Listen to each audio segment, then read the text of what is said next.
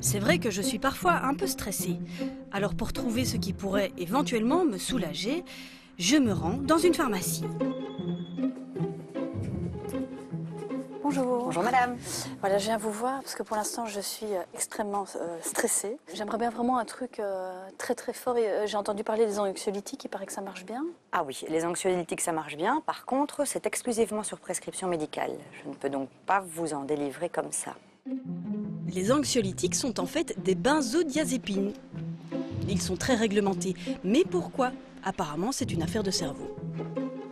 Le mien m'a donc guidé chez un spécialiste. Et premier indice, ce sont des substances chimiques. On sait que quand on est trop stressé, il y a trop d'excitation dans notre cerveau et il y a trop peu d'inhibition dans notre cerveau. Eh bien, les benzodiazépines vont aller essayer de rétablir la balance entre excitation et inhibition. Et ça donne quoi? Ça donne qu'on est plus relax au niveau musculaire, qu'on est moins anxieux, ça va faciliter le sommeil et donc on se sent mieux, moins stressé. Mais pourquoi alors il faut une prescription pour ces médicaments? C'est soumis à la prescription parce que le problème, c'est que ça marche trop bien. C'est-à-dire que ça fonctionne vraiment. Vous allez vous sentir moins stressé. Mais on connaît les effets secondaires. Ça entraîne de la dépendance. Donc ça veut dire qu'on a envie tout le temps d'en reprendre. Et ça marche de moins en moins bien. Donc il faut augmenter les doses. Et puis maintenant, on commence à dire également que ça peut poser des problèmes sur la mémoire à long terme. C'est vrai que tant qu'à faire, je préfère éviter. Donc ces petites pilules, qu'elles soient roses, blanches ou bleues, on oublie, c'est pour les cas extrêmes. Au rayon des remèdes plus naturels, on peut d'abord prendre des compléments alimentaires. Mais en quoi cela peut-il m'aider à soigner mon stress? L'organisme, quand il subit un stress, il surconsomme surtout son magnésium et la vitamine B. Si ces éléments viennent à manquer, il y a toute une série d'effets qui vont apparaître, comme les tensions musculaires, comme l'irritabilité, comme l'impression de stress. Donc ça, c'est ce qu'on appelle de la nutrithérapie. Magnésium en poche, j'ai aussi entendu parler de la phytothérapie. C'est la thérapie par les plantes. Tenez-vous bien, il paraît que cette manière de soigner est le passé et l'avenir de la médecine. Le docteur Jacquemin est une référence dans le domaine. Ce qui est certain, c'est qu'il est passionné et passionnant.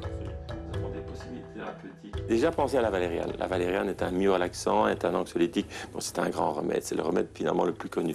Alors, qu'est-ce qu'on a comme d'autres remèdes? L'escolzia, la valériane, pour le sommeil par exemple, les deux ensemble, c'est un très beau mariage. L'aubépine, quand il y a de l'éréthisme cardiaque, c'est-à-dire des palpitations, qui n'accusent pas parfois des palpitations. Donc, en fonction des plaintes ajoutées du patient à son stress, on peut trouver un remède plus spécifique au patient. Et l'aromathérapie, donc les huiles essentielles, ça sent bon, mais est-ce que c'est vraiment efficace? L'aromathérapie est très efficace. Je parle alors de familles chimiques, les esters, les éthers par exemple, et honnêtement dit, elles sont merveilleuses, elles sont soft, mais il faut qu'elles soient conseillées en tout cas par des thérapeutes avertis afin qu'on n'arrive pas à une automédication. Mais elle est vachement complémentaire à l'aromathérapie de la phytothérapie. Pour me soigner, j'ai vu qu'il existait aussi les fleurs de bac. Il paraît que c'est un remède qui a de plus en plus la cote. Un remède mis au point par un certain Dr Bach en 1930. Il n'en fallait pas plus pour réveiller ma curiosité. Là, je suis en pleine séance avec Véronique. Elle est conseillère en fleurs de bac. Et avant de parler de fleurs, bizarre, elle me cuisine. C'est vraiment, je contiens tout à l'intérieur, quoi. Et Bah oui, à chacun son stress. Elle essaye donc de découvrir ce qui se cache derrière. C'est le principe de cette thérapie.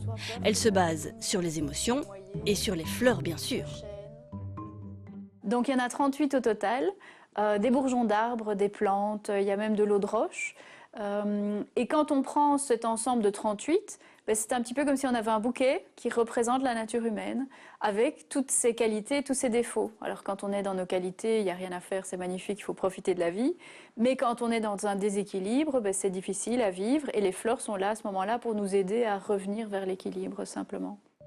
Même si ce n'est pas vraiment prouvé scientifiquement, Véronique est convaincue de leur efficacité. Mais est-ce pour autant un remède miracle? Ce n'est pas en prenant une fois un flacon de fleurs que tout le stress de votre existence va disparaître. Ce serait bien. Hein? il va aider. Ça va aider, oui. Bon, à chacun son remède. Et si vous êtes intrigué, n'hésitez pas à en parler par exemple à votre médecin. Il pourra vous orienter.